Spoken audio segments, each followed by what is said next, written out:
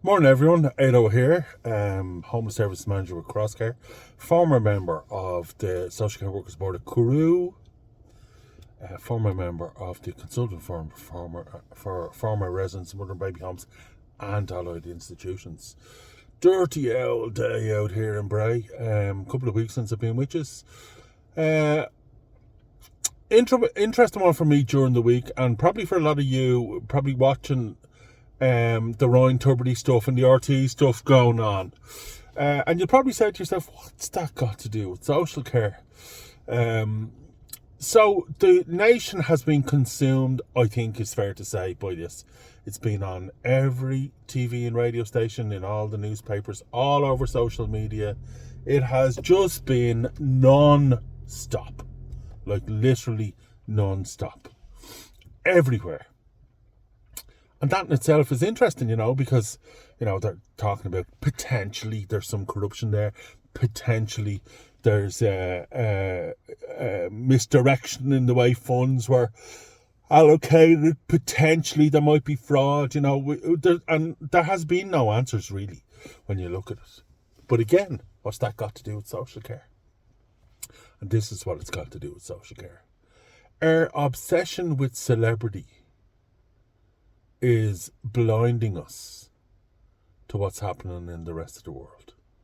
And I'm not even talking about the rest of the bigger world, but just the rest of our world, the rest of Ireland. Because while that was happening, there was potentially what I think is a very, very big story from a social care perspective, and from a national and a cultural and a historical perspective. A very, very big story that got little or no traction. Very few of the papers took a hold of it. Radio stations, TV, nothing. Social media, very small amount. And you'll all be aware of Tuam and the scandal, the mother and baby home scandal in Tuam. The government have made a commitment to do something down there and to start, digging up the remains, and they're appointing someone to head that up, etc., etc., etc. But at the same time, there's lots and lots of these big mother and baby homes that need to be looked at. And one in particular, Sean Ross Abbey, which is very big, highly suspicious,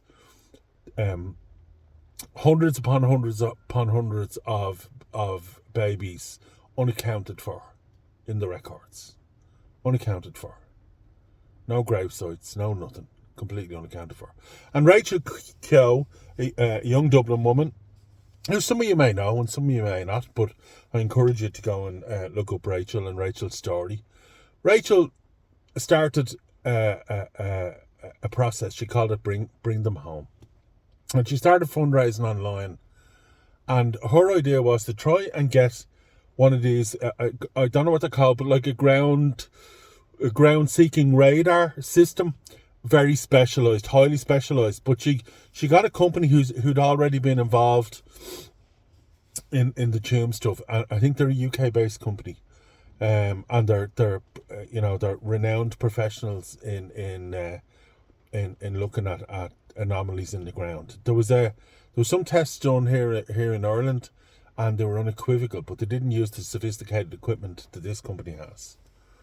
And the results from what they have done, Rachel's made a short documentary about it. The results from what they have done are very, very concerning. The way they've mapped it, there are images within the mapping of underneath the soil that would say that these are mass graves. So potentially we have another Tuam, or maybe even bigger again, and the government don't want to know. Even though Rachel has got the proof, the government don't want to know. So that's why I think it's interesting how we're blinded by celebrity, because I think this is a much bigger issue, and for us as social care professionals, this is one we should keep an eye on. We should be advocating for this. We should be showing our support for this. We should be calling this out, that if there are potentially hundreds of babies in this plot, well then that needs to be resolved and they need to be treated humanely. See you all next week. Cheers.